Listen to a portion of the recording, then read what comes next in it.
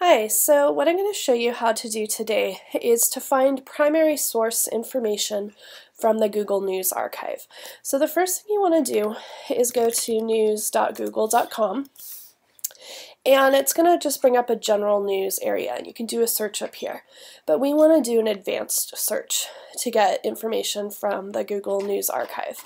So if you click on this arrow right here, this brings you to the advanced news search. And we're going to do a search, since I'm a biology teacher, for the first test tube baby. So I'm going to type in that as my search term.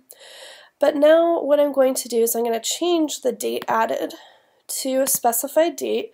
And I know this happened in the late 70s, so I'm going to type in 1975 or 76 to 1980.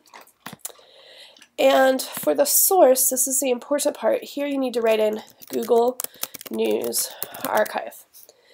Now what's going to happen when I do a search, it's going to bring me to primary source information. These are articles from 1979, 1978, etc. And so I can click on that, and what it's going to do is bring me to that primary source. So in this case it's People magazine. And it has information from 1979 from their archives.